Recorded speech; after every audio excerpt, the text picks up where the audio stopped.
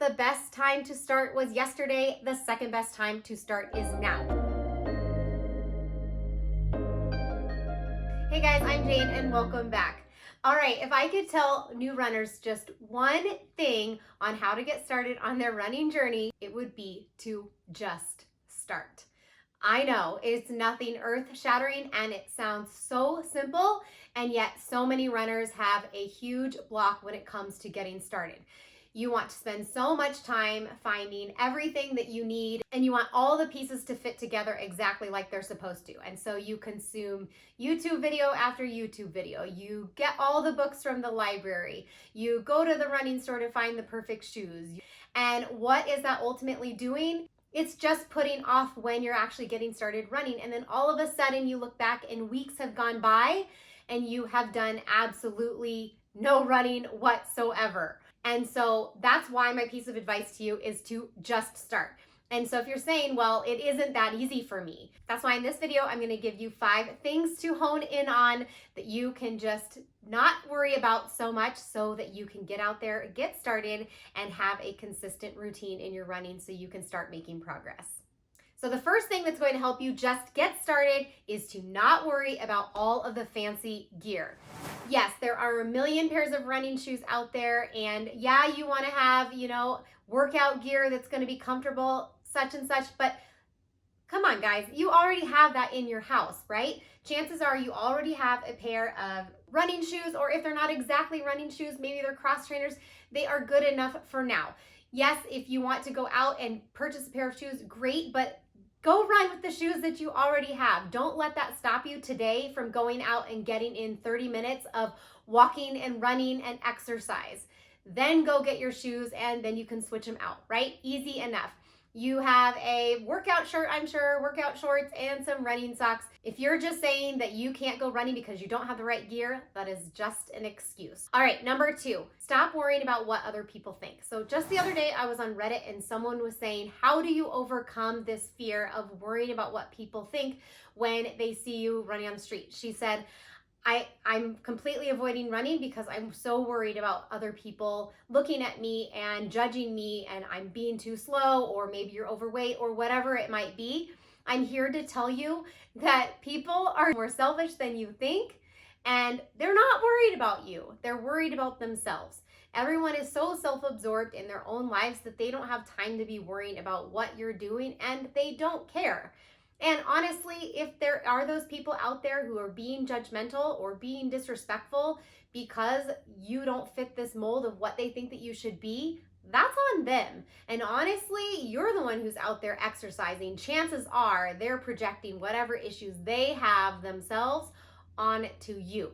And so I want you to, when you go out today for your run, because you're going to go for one, I want you to say, no one cares. No one cares what I look like. No one cares the pace that I'm going. This is just about me getting out there and doing what's good for my body and my health and my mind.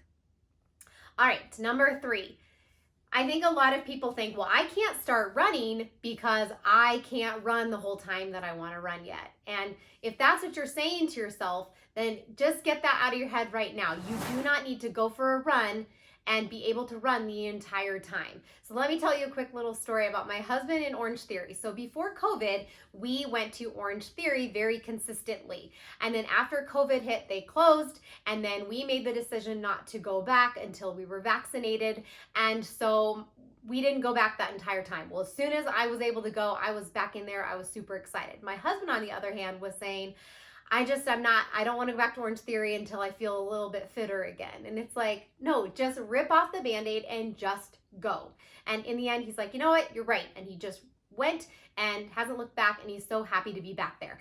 And so I'm saying the same thing to you. I know for a fact that if you just get out there and start moving, that you will be happier doing so. And you will be amazed at how quickly the progress comes when you just get out there and do it. So do some running, do some walking, do that for a few weeks, and then over time, little by little, you're going to be able to extend how long you're running until you're actually running for the length of time that you want to. If you guys are getting value out of this video, I would highly appreciate if you press the like button below, as it helps this channel very much. All right, number 4 is Don't compare to other runners. And most importantly, don't compare your beginning to someone else's middle.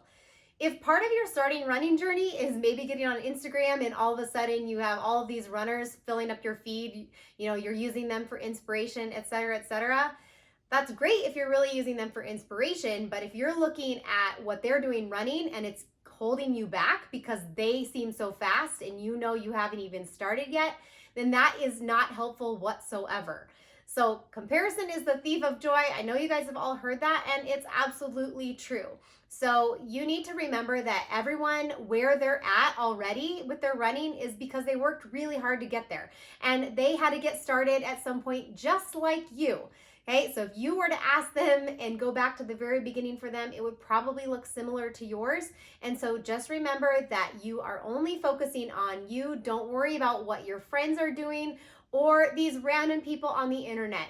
Just get started for you. Remember your goals and why you're doing this. Okay, and number 5 is even training plans can wait. So part of getting all of the perfect pieces together sometimes is finding that training plan that's going to work for you.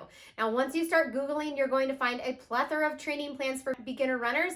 And maybe this one uses mileage, and this one uses time, and this one's all running, and this one's all walking, and this one's walking and running. And by then you can't decide and you're not really sure which one is for you. Well, again, we're at the point where this is just blocking you from getting started. So if you already have a training plan that you think is going to work for you, fantastic. Then start implementing it. Start doing it and take the other advice I've already given you. But if you're at this point where you're not sure what training plan you need, then don't worry about that. What I would challenge you to do is just put on your calendar 3 times this week, every other day, of 30 minutes of getting out and moving, whether that is 30 minutes of completely walking just to get started, or if it's half running, half walking, or maybe it's just a few minutes of running and walking. It doesn't matter. Just put on your calendar that you are promising to yourself you are going to get out there and move for 30 minutes 3 times a week for the next few weeks. And within that time frame, you can be searching for a training plan that you want to implement as soon as those few weeks are over. So just remember, runners, the best time to start was yesterday. The second best time to start is now. So get out there, do your run, let me know how it's going. And as you move along, if you need another video, I recommend checking out What I Wish I Knew as a Beginner Runner. And I'll catch you guys in the next video.